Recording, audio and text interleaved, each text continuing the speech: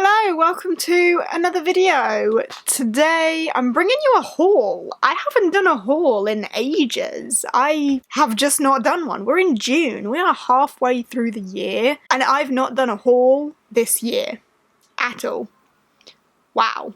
It's actually so bad that I don't know what books I've bought this year. The ones I've got here, I'm pretty sure, they're all relatively recent, but for the first, 4 months of the year, I bought, nothing. I bought The Wicked King when that came out, but that was it. And, that was hello, phone. But that was ages ago, so hardly worth mentioning here. Otherwise, I just haven't bought anything. And, that's great, because that means I've been saving my money. I might be forgetting a few, I bought Priory of the Orange Tree, but when did that come out? I can't even remember. That was this year, right? My memory is shocking. But yeah, that is about it. Until recently when I went a little bit mad and bought a few extras. Some of these I may have mentioned in vlogs, some of them I may not have, but I thought it's about time I did a haul, because I haven't done one in ages, and I really enjoy watching book hauls just because it's it shows me what people gravitate towards and what's new in stores, what people are getting excited for, etc. I like watching hauls, so I'm gonna do one. Awesome. Okay, let's just get started, shall we? The top one on here I hauled relatively recently. I have actually already read. I read it during the Owls, and that is Rebel, The Extinction Trials Rebel by S.M. Wilson. I gushed about this then when I read it, but yeah, this is the third and final installment in the Extinction Trials, which is a really fun series. I liked it, it was fun, it's entertaining, it's advertised as The Hunger Games meets Jurassic Park, which I say all the time I think is pretty spot on. Not that I've read either of those, but I've watched the respective movies, and the theme, the overarching theme is pretty solid. But yeah, these are really fun. I grew to really care about the characters up until this finale, and I loved seeing what happened to them. Also, I think the covers for these are absolutely gorgeous, and I wanted to own them.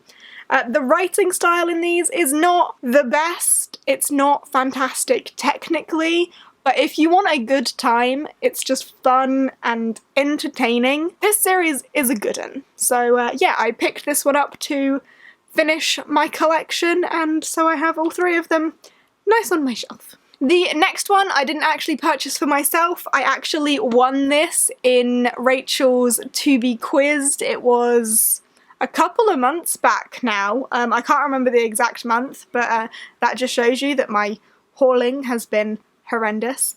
But Rachel from Rachel Marie Book Junkie does a monthly To Be Quizzed. She presents clues, timed clues for what the books are going to be on her TBR. She premieres it every month, and whoever in the live chat guesses the most correct answers in the quickest time wins a book on her TBR. And the first time I participated in it, I won! So I won Thunderhead by Neil Shusterman. This is obviously the sequel to Scythe. This will encourage me to actually read Scythe, because I haven't done that yet, but I think when I do, I'm gonna want to pick up the next one, so it will be sitting there ready for me. This is... Can you not rev your motorbike, please? I apologise if you can hear the outside world. My window's open, it's really freaking hot, and someone is really violently revving their motorbike. Okay, they've driven away now. Anyway, yeah, this series is set in a utopian/dystopian world. It's a utopia because they have eradicated death, basically. There is no death by illness or old age or accident because medical care is incredible. If you die by accident, they can bring you back to life. The only way you can die is if a scythe gleans you. So a scythe has the responsibility to keep the population in check and execute people, basically. I think it's completely random, but maybe that depends on the scythe. But Scythe follows 2 apprentice scythes, and I don't know too much more than that because I haven't read it, but this is the sequel to that, so I'll have it ready, and thank you very much to Rachel for the incredible idea of the To Be Quizzed, I think it's one of the most creative ideas, and the engagement that you get from that is incredible. I think it's amazing. I will link her channel down below for you. You should check out the To Be Quizzed, because amazing. Also, she is just fabulous. So, there we go. Then I picked up a book I'm super excited about. I actually had this pre-ordered on Amazon, and that is Queenslayer by Sebastien de Castell. I love Sebastien de Castell. He has become one of my favourite authors. It wasn't something that happened quickly, but I love his writing. I love his writing style. I love his characters. I love the wit and the humour, the sarcasm. I just think his style is so distinct, so notably him, and I really click with it. So I'm excited about this. This is the, God, is this the 5th book? Wow. This is the 5th book in the Spellslinger series. So you had Spellslinger, Shadow Black, Charmcaster, Soulbinder, Queenslayer. This came out in May. The last book will come out in October. Oh, I've loved this series so much. I don't know where this one goes, but how the last one ended, I'm really eager to know what happens here. God, the last one, the end of that had me like in tears. But on the back it says freedom is fantasy. I like how they all have like a summary and like a magic is a con game, freedom is fantasy. I can't remember the other ones off the top of my head, but like I just love the vibe that these give. Also, the prettiest covers ever, and all together, like we've got red, blue, orange, green, purple, like they just all look so cool together. But yeah, mega excited. The Spellslinger series follows Kellen on his 16th birthday in the first book, where he is supposed to undergo his mage's trials. The problem is he doesn't have any magic, so he needs to find a solution to that. In comes Ferius Parfait and teaches him some tricks, and honestly, disaster happens from there, and the journey has been amazing. I've loved it. I can't hype this series enough. I love it and completely recommend it if you haven't read it. I cannot wait to get to this. I think I'm going to buddy read it with AJ at some point. I don't know when. But yeah, love this a lot. I'm really excited. Then I picked up a couple of books by Sylvain Neuvel, the Waking Gods and Only Human books. The first one is Sleeping Giants, which I read for the Owls, and I read it in under 24 hours. It absolutely blew my mind out of the waters. I was amazed, 5 stars, loved it. Didn't expect it to have like such an overwhelming impact, but I loved that book so much, and I am really excited to get to these. They're so beautiful. So Waking Giants follows a girl who, when she was younger, fell in a hole into a giant metal hand with like glowing blue symbols on the walls. Fast forward a few years and you're following the research team that are trying to work out what it is and where it's come from. It's told entirely in interviews, and the interviewer, you never know who he is. You don't know what his motives are or what his involvement truly is, but he's really interesting because you're kind of trying to work him out as you're reading it, but his ambitions are always so vague, like you don't know what he's there for, but he's such a vital point, and it's all conversations with him, so like, is the story reliable? Who knows? But yeah, I'm so excited to get into, I think Waking Gods is the second one? I hope. Yeah, I think Waking Gods is the second one, and then Only Human is the third one. Correct me if I'm wrong there. I mean, I could just Google it, but there we go. I'm really excited to get to these. I think I'm going to love them. I reckon they're both going to be 5 stars because that first book absolutely blew me away, and how it ended, we have got such potential for some incredible things to happen. So I am buzzed to read these at some point, and they're just beautiful, and yeah, okay. Mega excited. Whew. I then fell victim to the persuasive bookseller in Waterstones when I was buying Waking Gods and Only Human. She was like, oh, have you picked up Shantae by Gita Torellis? I don't know how you pronounce her name, I'm really sorry. And I was like, no, I haven't. What's that about? And then she said, it's like a magical retelling of Les Mis. And I was like, say no more. Give me one of those. I like Les Mis. That's cool. What she was probably trying to say was a magical retelling of the French Revolution, because that is what Les Mis is. But yeah, I'm strangely looking forward to this, but I don't know when I'm gonna get to it. The cover does nothing for me. That doesn't excite me.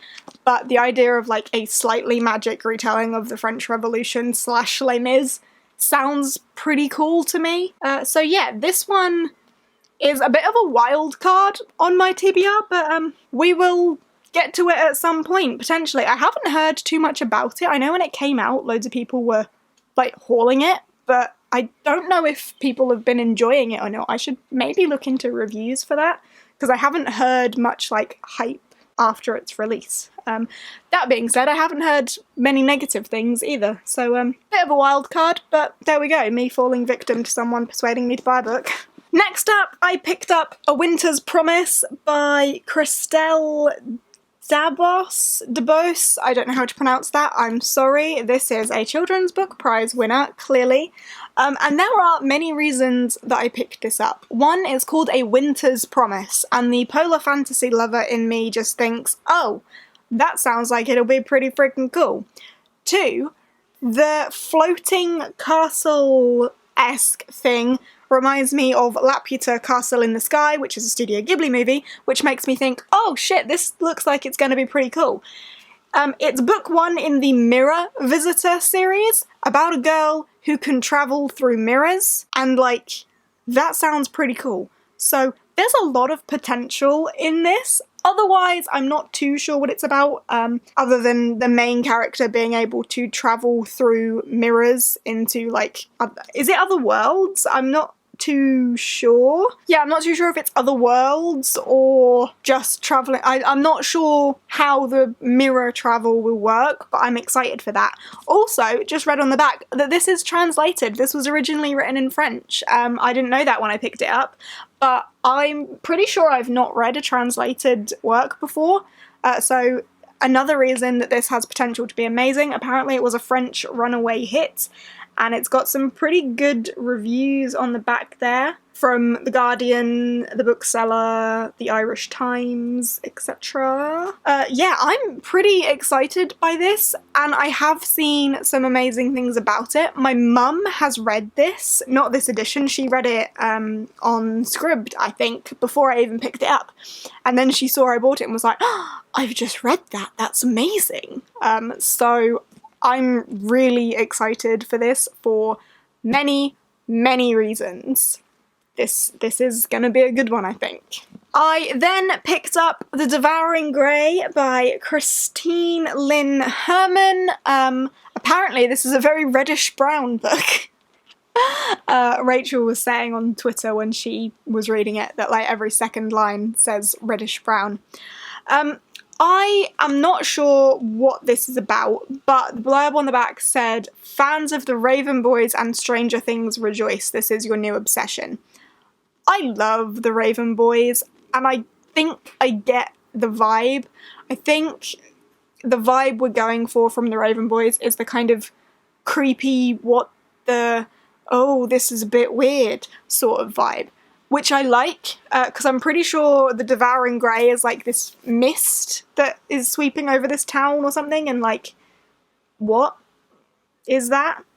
Oh, I've just read, when bodies start to appear in the woods, the Lycals become downright hostile. This seems like it has some potential to be a bit weird, and I'm looking forward to that, because I like a bit weird. I'll just have to ignore every second word being reddish-brown. But yeah, also, bright pink sprayed edges. Look at that, isn't that fun? And then finally, we have 3 books by an author we've already had 1 book by, and that is Sebastien de Castell. Yay! I love his writing.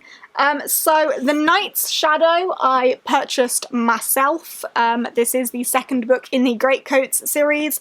And then Saint's Blood and Tyrant's Throne were ever so kindly gifted to me by Gavin from Gavin Hetherington. I will link his channel down below. He is the sweetest bean.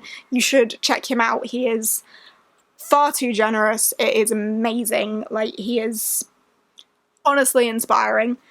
Also, he's really fucking funny. His videos are great. so you should check him out.